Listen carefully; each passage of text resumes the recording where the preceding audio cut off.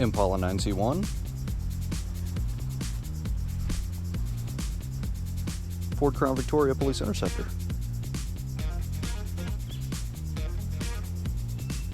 one of these was a sheriff car, the other one was a fire department car. Can you guess which one's which? So, welcome back to the channel, everybody. As you can see, both the cars are outside, and hopefully I can do something constructive with at least one of them. Unfortunately, my weekend this weekend is going to be a little bit shorter because my employer wants me to come in on Sunday. Yeah. Not fun, but I'm still going to make some videos for you guys. We'll see how that works out. And, yeah, welcome to the channel.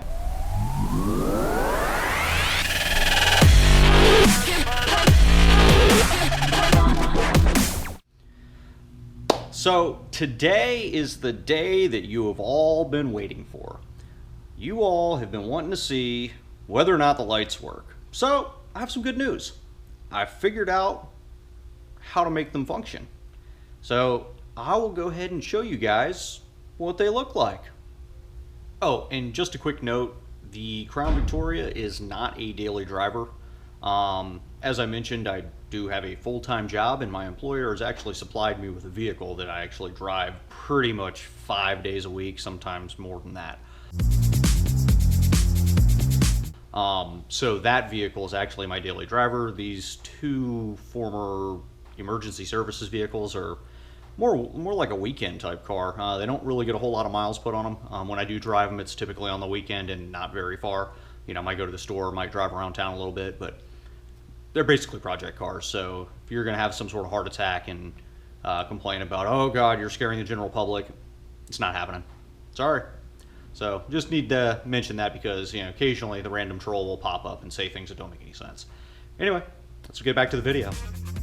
All right, as you guys can see, there's red and white in the front and some corner strobes. Over here on the side, you see the double reds. And then as we work our way to the back, you'll see the strobes and the taillights, and then the lights on the rear deck there. As you can see, several of the lights on the rear deck are kind of misbehaving. A bunch of the ones on the right there are kind of half lit, and then there's one on the left there that's completely out. A couple more reds on the side here. And then the corner strobe is actually out on the front right there. So I might have to find another strobe in the junkyard, but there you go. There's a car. Let's look at the lights on the back. It's actually a traffic advisor also.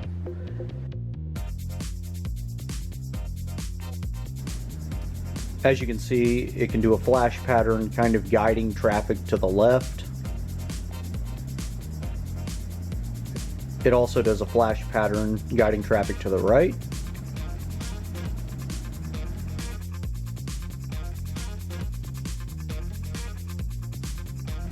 And then of course center out. And as you can see, I've got one of those light heads is completely burnt out, so I don't know, I'm gonna have to replace that one if I want to mess with this. So there you go. I guess if you went and subscribed to the channel like the other 100 or so people did since the auction video showing that I got the car, the Ford Crown Victoria there you go. I guess you guys are excited now. Now you get to see what the lights look like, you know. As you can see in the video, as I may have described, you know, some of those lights aren't really working all that well. There's several that are kind of half functioning. There's actually one that's completely out. So I guess a big question that I have to you guys is, on those lights, is it possible to just change out the little, I guess, the lens head with the LEDs in it? If so, has anybody ever done that? If you have, drop a comment below. Let me know what you think. Tell me what kind of a chore it was to deal with switching out the lenses and the lights and all that stuff in the actual, I guess, lighting component. You know, I guess on the rears, I think those are the Whalen Edge lights on the back. You got the talons on the side, and I guess the one in the front is a three-headed talon. I don't know. But anyway, while I was digging around online, I was actually looking at some of the Florida laws on lighting and equipment lighting and things like that on vehicles. And interesting fact, in the state of Florida, only law enforcement can have a blue light. So if you ever see a fire truck with a blue light, technically that's illegal. Didn't know that. I don't know if I've ever seen a fire truck with a blue light on it, but anybody other than a, I guess, law enforcement official cannot, under any circumstance, have a blue light, I guess, quote unquote, shown or displayed, whatever that means. So I don't really know what the best interpretation of that is, but either way, that car only has white, red, and amber. And the other thing I read on Florida law says that you cannot show or display a red light on the front of the vehicle. So my interpretation of that is it has to be visible that it's actually red, which I don't know if that's accurate or not, but that's kind of my interpretation of it, and that seems reasonable to me, because all of my lenses are just clear. So I don't know what I'm going to do. I may just pull the actual red lights themselves out of the front of that. The other answer I have is maybe just cover it up, because if it's covered and you can't see it, with maybe some black paper or some black something that kind of covers up the actual lighting itself, I don't think that's a problem, because then it can't create any kind of confusion for people that may be driving around going, oh my god, there's a cop in that old raggedy ass Crown Victoria. Which there aren't many Crown Victorias left on the road around here. I mean, there's still some, but they're nowhere near as many as there were a couple of years ago. They're all slowly being retired out. I mean, heck, I haven't seen a Florida Highway Patrol Crown Victoria in a long time. The local sheriff's office here has kind of moved to Chargers, Dodge Chargers.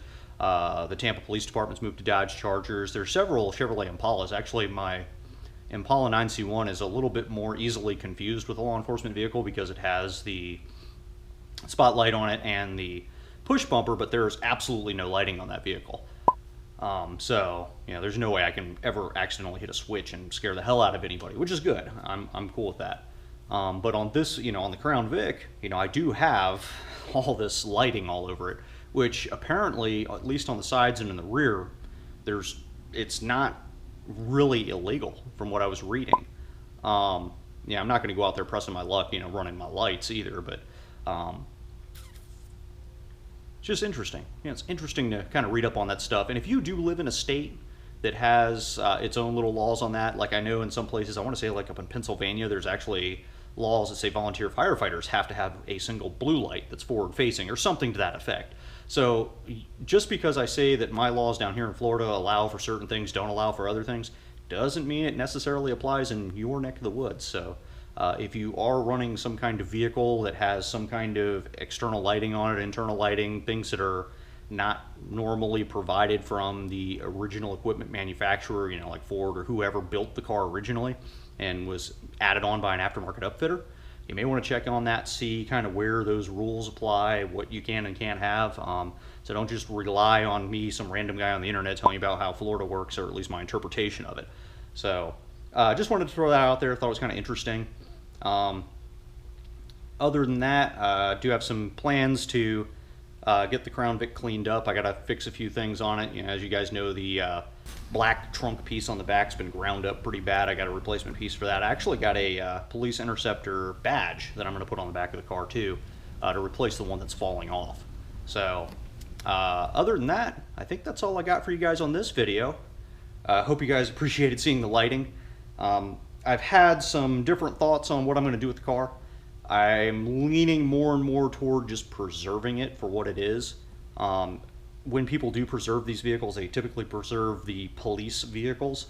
Being that this one's a former fire rescue vehicle, I think it'd be kind of neat to kind of hang on to this, because what are the odds of anybody ever really preserving one? So I don't know. Maybe I'll change my mind, but that's kind of where I'm leaning right now. If I do that, I'm probably going to have to repaint that car, because the paint on there is rough, and from what I've read online, what I've talked to other people that own Crown Victorias, that white paint just don't stay on the car. It's going to flake off eventually. So I'm going to need some sort of proper paint job. But yeah, that's kind of where I'm at right now. Let me know your thoughts below. If you know anything about fixing, changing, switching out heads on lighting on vehicles, let me know. I'd love to hear your feedback. I may just change it all to white and amber, just so I don't ever have any issues, but then keep the red heads around, so that 10 years from now, when I do start messing around with it, if I do keep it as some sort of preservation piece, I can switch that stuff back. So anyway, I appreciate you guys stopping by. Thanks for all the views. Thank you for subscribing to the channel. If you want the notification, hit the bell, leave me a comment below, and there's contact information all through the description. I'll catch you guys on the next video. Thanks. I like it. I like it. Got the antennas too. I guess I should go back to Tampa.